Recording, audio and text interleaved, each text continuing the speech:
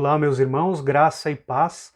Eu sou Leonardo Padilha, sirvo na Renovação Carismática desde 2002, sou fundador da missão Transborda-me, também sou servo do grupo de oração Cristo Rei, aqui na cidade de São Leopoldo, no Rio Grande do Sul, Diocese de Novo Hamburgo.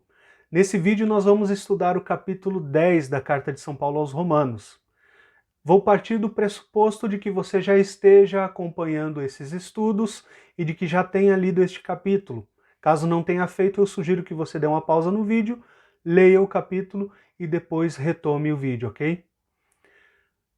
Enquanto no início do capítulo 9, nós vemos Paulo falando de uma forma mais pessoal e apaixonada a respeito do seu povo, exaltando o passado de Israel e a sua eleição divina, aqui no capítulo 10 nós vemos um tom mais polêmico, fazendo uso de várias citações bíblicas para debater num estilo rabínico, e apresenta a situação atual de Israel. Versículo 1, Paulo reza pela salvação dos judeus, por terem rejeitado o evangelho, sabendo que essa rejeição ela é temporária e que Deus não os rejeitou. Versículo 2, o apóstolo também testemunha que o zelo dos judeus por Deus, pela lei, é louvável, embora não seja esclarecido, mas exagerado e cheio de fanatismo.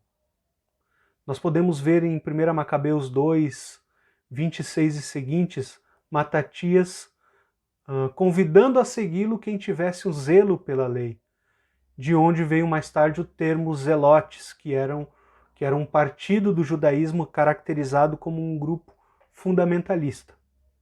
Versículo 3, esse zelo mal entendido deve-se ao fato de quererem afirmar a própria justiça, em vez de reconhecer a justiça de Deus, assim não submetendo-se a ela.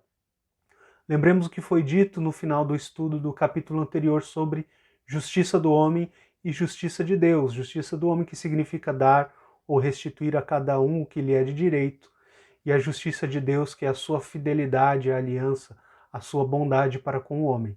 Se todos pecaram e estão privados da glória de Deus, Romanos 3, 23, em uma relação jurídica de duas partes, quer dizer que todos os homens constituem a parte culpada, então ninguém tem direito, justiça, ninguém pode justificar-se por méritos próprios, mas Deus, que é a parte inocente, pode ceder a sua justiça e restabelecer relações pacíficas. E Paulo afirma no versículo 4 que o Messias é o fim da lei, para a justiça de todos os que creem. A palavra fim aqui do grego telos tem dois sentidos. Pode ser entendida como final ou como finalidade.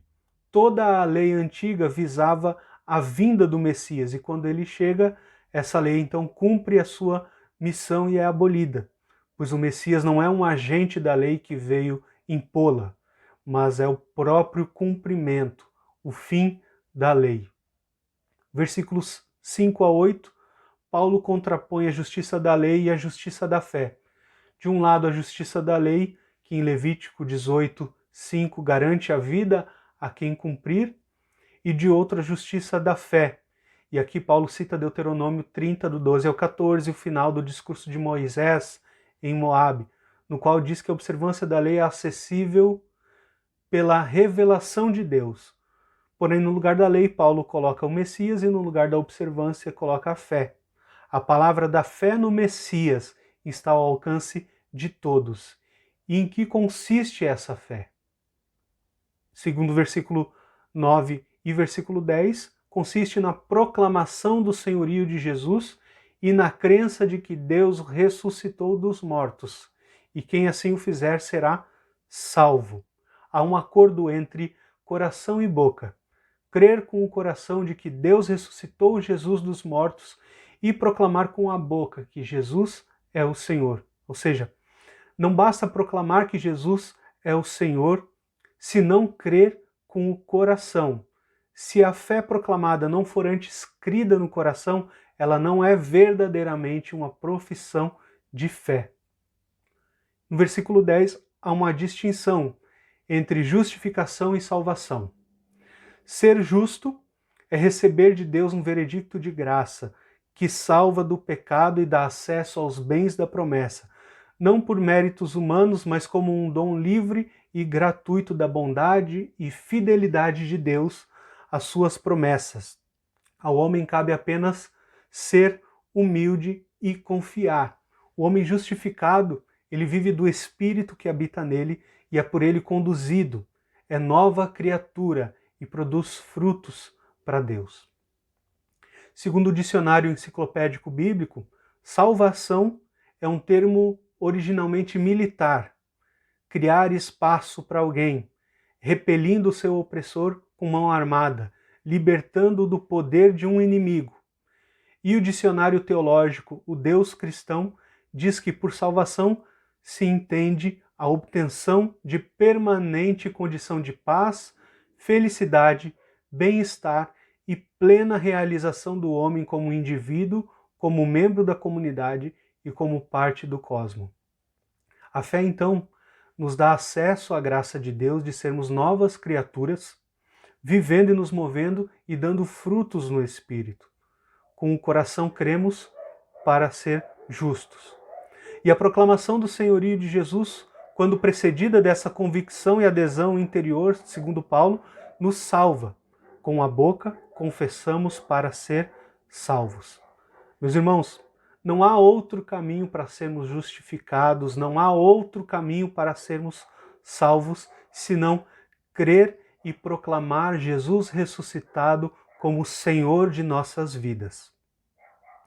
No versículo 11, não fracassa quem nele confia ou quem nele se apoia, como diz Isaías 28,16, referindo-se a uma pedra angular, como vimos em Romanos 9,33, essa pedra é Jesus. Nos versículos 12 e 13, a citação de Joel 3,5, todo aquele que invocar o nome do Senhor será salvo, referia-se ao resto de Israel, mas Paulo destaca a generosidade de Deus que é rico para com todos e não faz distinção entre judeus e gregos, estende a salvação a todos aqueles que o invocam.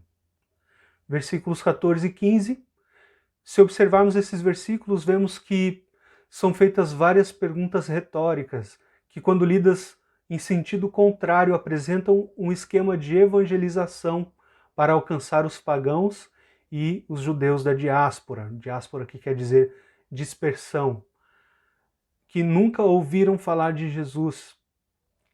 Então, lidos no sentido inverso seria ser enviado, pregar, escutar e crer. Versículos 16 e 17.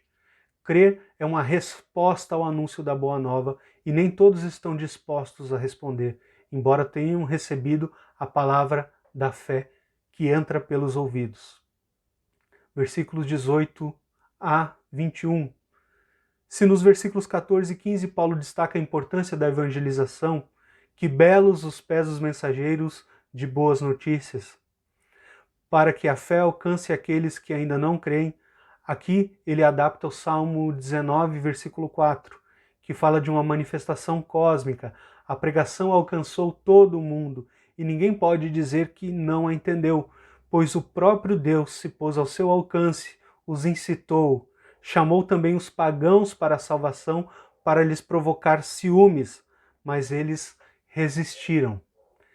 Essa é então a situação de Israel apresentada aqui no capítulo 10 da carta de São Paulo aos Romanos.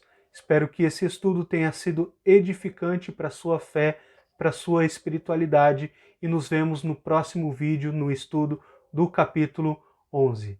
Deus abençoe.